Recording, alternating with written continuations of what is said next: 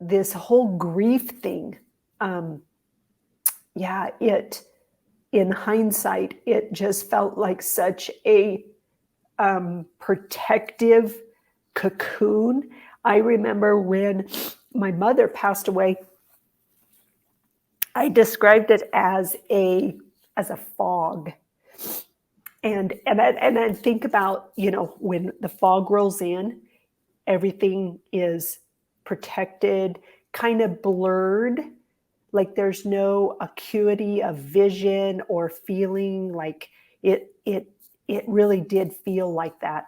And on that Saturday morning that I was down in the kitchen and I was told that the sadness was finished, um, that's what it felt like. I was like, oh, it's finished, it's gone. The fog has lifted.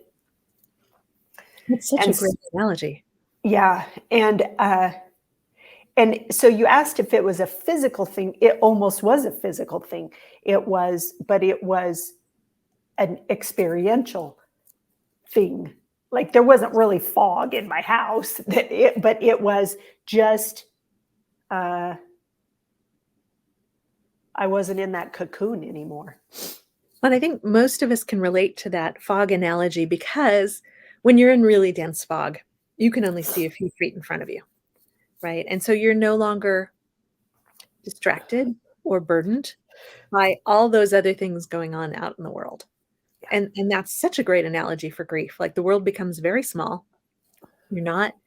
It's really hard to even believe that the rest of the world is going on with business as usual. Right. And you can't see it. You're separated from it. You're within this much smaller field. And I love that you combined it with a cocoon analogy. So because grief is really messy, like when the caterpillar dissolves before it's a butterfly. It's this chrysalis kind of tender experience of before the event, you were different.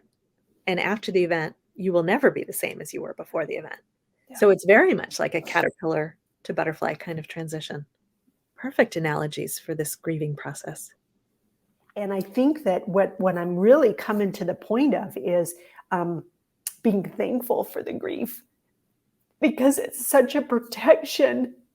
And if we didn't fight against it, boy, it could really, really be such a beautiful experience, and not for the ulterior motive of healing, but that's what will happen. I mean, maybe that's the point. It's almost like a medically induced coma. Interesting.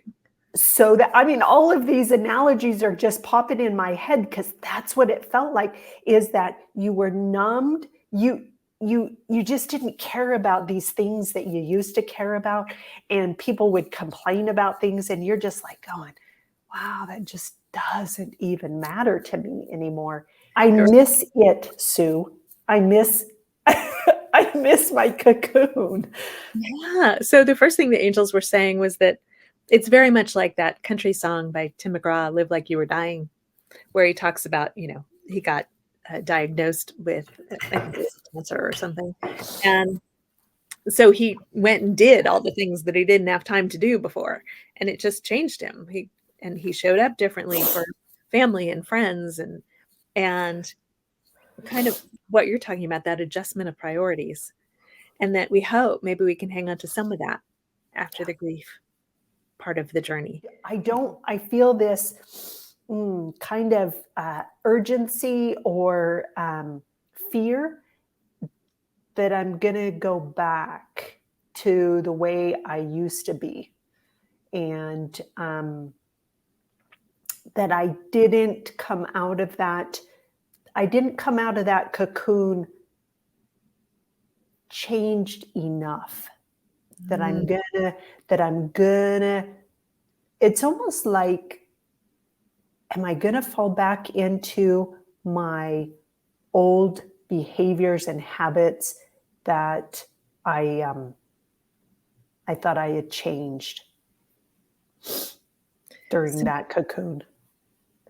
totally rational fear. I mean, how many of us have gone to I don't know, an amazing seminar over a weekend and been like, I'm totally different. I am never going to be the same as I was. And then we go back into life, and 3 days later, we're back to everything the way we used to do. So, not an irrational fear. We've all experienced that. Right. And the angels are saying you did really deep work during this grief journey. So, if you should ever return to anything that you did before that you wish you would never return to, that you're going to be at a higher level on the spiral. So, they're reminding you that it's a spiral journey. There is no wasted effort, wasted energy, wasted time, in a divine life, and it's all a divine life. And you really dove in and chose to work through the grief. I mean, in a way that I've never used the phrase work through something with such depth and breadth of meaning before. You were working through every nuance of the grief. You were using your superpower of questions to understand what and why and how and what can you make of it. And so, in a way, I'm not surprised that you missed that phase because it was so fertile. It was so rich. It was so transformative. And it doesn't do the butterfly much good to stick around the cocoon after it's ready to fly. I was blessed with the opportunity to see some butterflies released into the wild the other day at the North Carolina Arboretum. They had been raised by scientists in the Arboretum, and so people could watch them, watch them coming out of their cocoons. And there were 4 that were ready to be released, and it was such a blessing to see them. One immediately flew away, just was like, okay, I'm out of here. And 2 of them stayed right on the flowers, like hanging out by us. And one flew up into a tree to look at us, and we could see where it was from a distance. And it was really cool to see how everybody responds to that same pivotal moment differently.